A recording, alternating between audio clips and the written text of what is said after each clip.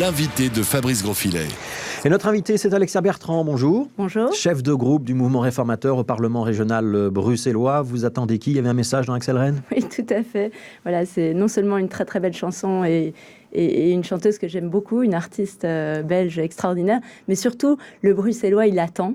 Et il attend que les mesures annoncées et que les politiques déploient enfin leur effet à Bruxelles, parce que d'accord de gouvernement en accord de gouvernement depuis 2009, eh bien, il attend que toute une série de réalisations arrivent, que ce soit le métro Nord, que ce soit le centre de biométhanisation, que ce soit l'augmentation de la vitesse commerciale, que ce soit toutes ces politiques qui ont été annoncées, la diminution du chômage structurel à Bruxelles, l'école normale bilingue. Un tout petit peu de mauvaise foi, Alexia Bertrand, parce qu'on est lundi. Le discours du ministre-président Rudy Verwoerd, c'était vendredi, effectivement, oui. Discours de politique régionale.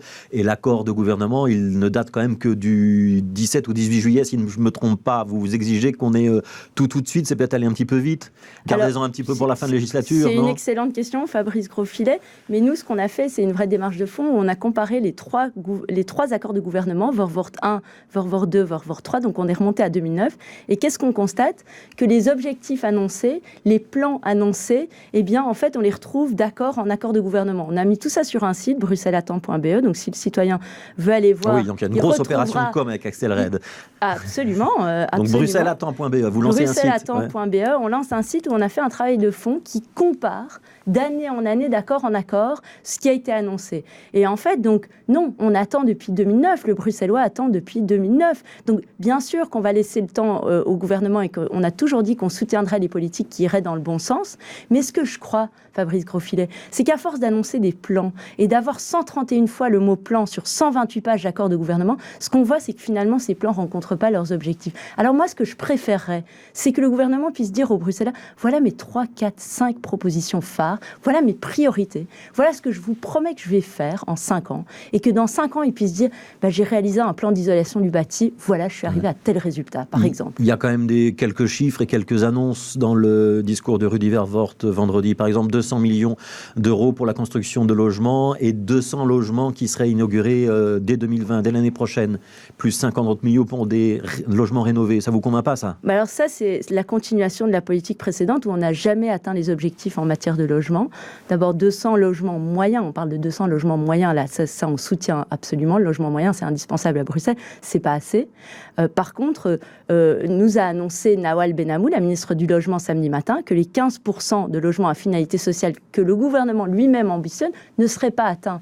Donc à un moment, est-ce qu'on ne peut pas dire la vérité aux Bruxellois ? Pourquoi lui annoncer des choses dont on dit immédiatement après, le gouvernement, c'est pas moi qui me dis, que ce ne sera pas atteint. Je pense que le Bruxellois est adulte et mature. C'est quand même plus simple de dire les choses comme elles sont plutôt que d'écrire 131 pages d'accord de gouvernement où on dit on va faire ci, on va faire ça, on va faire un petit peu de tout.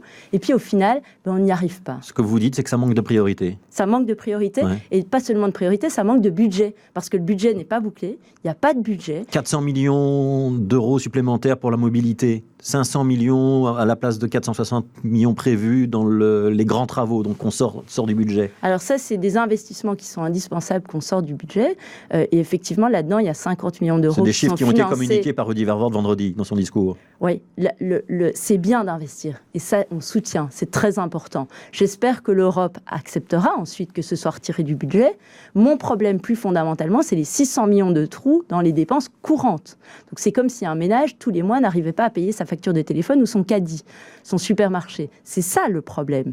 Et là, on ne voit pas de lumière et le gouvernement nous dit qu'il va reporter les arbitrages au mois de mars. Mais pourquoi ? Donc contrôle budgétaire de printemps. Mais ça veut dire qu'il n'y aura pas de nouvelle politique d'ici au mois de mars. Et ce qu'on nous annonce comme étant de la nouvelle politique, c'est de la politique qui était déjà décidée auparavant. C'est les allocations familiales qui ont été transférées sous la législature précédente, c'est les aides aux entreprises où on nous dit, et heureusement, qu'on va quand même déployer les moyens qu'on avait promis aux Donc Barbara Trac l'a PME. confirmé à ce micro, c'était jeudi dernier, oui.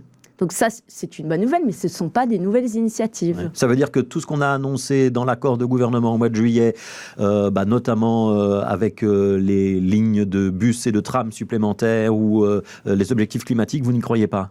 Il y aura une ordonnance climat dans le courant de l'année, c'est ce qu'a promis Rudy Verwoerd. Alors j'espère et je l'attends. Sur les lignes de bus et de tram, ça fait 20 ans 20 ans que la vitesse commerciale baisse à Bruxelles. Donc on nous dit qu'on va augmenter l'offre, mais comment vous voulez augmenter l'offre si la vitesse commerciale baisse? Sur les ambitions et l'ordonnance climat, la priorité absolue à Bruxelles, et chacun doit le savoir, c'est l'isolation du bâtiment. Parce que 70% des émissions CO2 à Bruxelles proviennent du chauffage de bâtiments. Vous savez, monsieur Grosfilet, je ne sais pas si vous avez des enfants, mais moi j'en ai. Et il y a 50% de chances que mes enfants vont grandir dans un monde où on va dépasser à un moment les 1,5 degré. Et on sait tous les conséquences de ça. Alors si on veut les atteindre, la première priorité à Bruxelles, parce que moi je vous parle du niveau de pouvoir où je me trouve, c'est l'isolation du bâti. Alors c'est peut-être pas très sexy, mais c'est fondamental. Et ça c'est une mesure qui est à la fois sociale, écologique et libérale. Et donc ce sera ma marotte pendant les 5 ans à venir. Donc on entendra Alexia Bertrand sur le climat et sur l'isolation des bâtiments. Absolument. Ouais. On vous entendra sur le parcours d'intégration ou pas? Certainement, fondamental. Ouais. On attend encore. Mais c'est désespérant. Parce vous pensez que les arguments d'Alain Marron sont les bons?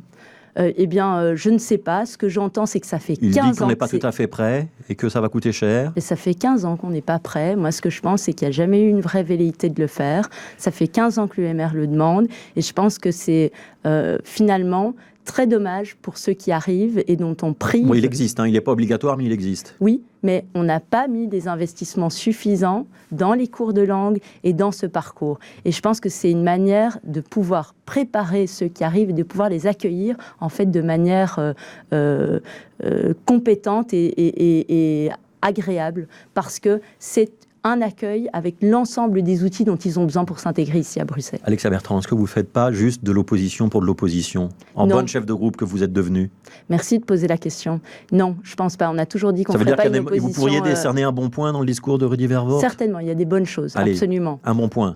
Alors, un bon point, c'est qu'il y a une prise de conscience, je pense, du constat pour Bruxelles, avec un taux de pauvreté qui continue à s'accroître. Donc 4 enfants sur 10 dans une famille sous le seuil de pauvreté. Et je pense que ça, on a compris et qu'on veut des politiques qui aillent dans le bon sens. Idem en matière de formation et de chômage. Je pense qu'on a compris qu'il y avait encore 73 fonctions critiques. Donc là-dessus, le gouvernement a une bonne perception. Je pense qu'on peut aller plus loin. Je ne sais pas si le revenu de formation est la bonne méthode, mais je pense qu'en tout cas, il y a une prise de conscience. Allez, vous avez déposé une proposition de résolution sur la Turquie au Parlement régional bruxellois. Elle a une chance d'être adoptée? Alors je l'espère, je pense, parce qu'en tout cas, elle a suscité l'intérêt de divers groupes qui sont venus nous voir. Ouais. Et je pense que tout le monde est très concerné par ce qui se passe. C'est quand même très très loin de la politique régionale bruxelloise. Oui, mais il y a des compétences en matière de relations internationales, aussi par le biais de la Donc c'est symbolique. Et c'est très symbolique, et c'est aux portes, c'est aux frontières de l'Europe, ce qui se passe dans le Caucase. Donc cette résolution... en Turquie et au Kurdistan. Et aussi en Syrie. Cette résolution, elle condamne avec la plus grande fermeté l'offensive unilatérale de la Turquie. Elle exige la cessation immédiate et totale de cette opération, le respect absolu du droit international et du droit humanitaire par la Turquie. Vous n'allez pas vous faire beaucoup d'amis parmi les Turcs ? Mais je pense pourtant que c'est la position de l'Europe et que toute personne sensée qui a suivi ce qui se passe se rend compte de ce que ça entraîne, cette opération. Elle sera soumise au vote quand, cette résolution ? Un nombre de déplacés absolument épouvantable et une région qui avait trouvé une certaine stabilité qui était loin d'être parfaite, mais où aujourd'hui on recrée des situations de danger, que ce soit en matière de terrorisme, que ce soit des situations familiales absolument dramatiques. Et donc elle sera discutée cette semaine en commission. Et on espère qu'elle pourra être votée très rapidement. Ouais, et ensuite, l'idée, c'est de la transmettre à l'ambassadeur de Turquie. Absolument. Ouais. C'est pas juste un moyen de mettre mal à l'aise les députés d'origine turque qui siègent au Parlement régional? Alors, loin de là, l'idée, je pense que sur un sujet comme ça, on peut quand même être d'accord sur le fait, c'est pas parce qu'on est turc qu'on est d'accord forcément avec tout ce qui est fait par la Turquie. C'est pas parce que je suis bruxelloise que je suis d'accord forcément avec tout ce qui est fait. Et je crois que tout le monde peut se rendre compte quand on parle de centaines de morts, là, de la situation absolument dramatique qu'on est en train de vivre, et surtout de l'impact géopolitique que ceci a, ce n'est pas anodin. Ouais, même s'il y a eu un cessez-le-feu entre les deux. Aussi pour la Belgique, mais qui est très fragile encore. Ahmed Laouej, donc nouveau président de la Fédération bruxelloise du Parti socialiste. Il va succéder à Laurette Onkelings. Vous lui souhaitez bonne chance? Bien sûr, je le félicite parce que voilà, il y avait deux candidats. Je trouvais que c'était deux candidatures de grande qualité qu'il y avait au Parti socialiste. Ils s'étaient chacun entourés d'autres personnes, donc c'était des équipes. Il y avait des femmes là-dedans, il y avait des jeunes. Enfin, c'était deux candidatures que je trouvais impressionnantes vues de l'extérieur en tous les cas. Et ça a été une belle élection. Ça s'est s'est joué à peu. 59 voix, oui, donc c'est très cool. Voilà, ça s'est joué à peu, donc bravo aux deux candidats et félicitations à Ahmed Laouech, je lui souhaite vraiment tout le meilleur. Alors ça va être qui l'interlocuteur pour les libéraux d'Ahmed Laouech? Donc Ahmed Laouech, président de la Fédération bruxelloise du Parti socialiste, il va devoir dialoguer avec un président de la régionale des réformateurs à Bruxelles. Ce sera qui? Puisqu'aujourd'hui c'est Didier Reynders, mais c'est bientôt fini. Alors, on laisse d'abord la candidature. Vous savez qu'on va d'abord avoir un président national, donc l'élection est en cours, et puis s'ouvrira la candidature pour la région. Alors, pour le moment, on travaille à un projet. On est plusieurs. On a commencé avec David Weitzman, avec David Lester, avec Stéphane Aubet de Gansoren, avec Amélie Pans de Saint-Lambert, et Vincent de Wolf aussi, qui travaille avec nous sur un projet. Donc, on est plusieurs. Et en fait, il y en a des tas d'autres que je ne cite pas. C'est la mode des candidatures collectives, alors? Alors, c'est travailler sur un projet et se dire qu'on peut, à travers les communes... Qui sera le candidat? Et à travers les générations. Alors, il n'y a qu'un seul président. Qui sera le candidat? C'est une excellente question et malheureusement, je ne pourrais pas, même si je voulais y répondre, parce que je ne saurais pas y répondre. Ce sera celui qui incarnera ou celle qui incarnera. Un des noms que vous venez de citer. Pourquoi pas plusieurs personnes, on verra comment ça va se passer. Mais ce sera un des noms que vous venez de citer. Alors, probablement, sauf si d'autres nous rejoignent entre-temps et nous disent on a vraiment envie de porter ça. Donc, on fait une campagne qui est ouverte sur les militants et où on va voir les uns et les autres pour nourrir notre projet de Et on arrive à se mettre d'accord sur une candidature, base. Parce que là, vous venez de nous citer quand même une série de personnalités, certains qui ont beaucoup d'expérience, d'autres qui sont plus jeunes, mais c'est quand même des personnalités fortes. Habituellement, quand on fait de la politique, on aime bien être président et pas être juste le copain du président. Alors, on verra, mais de toute façon, comme il y a plusieurs personnalités fortes, quoi qu'il arrive, il faudra faire un choix. Donc, vous voyez, ce sera sans douleur. On arrivera à s'entendre et ce sera sans douleur. Une dernière question, qui est-ce que vous soutenez pour la présidence nationale du mouvement réformateur?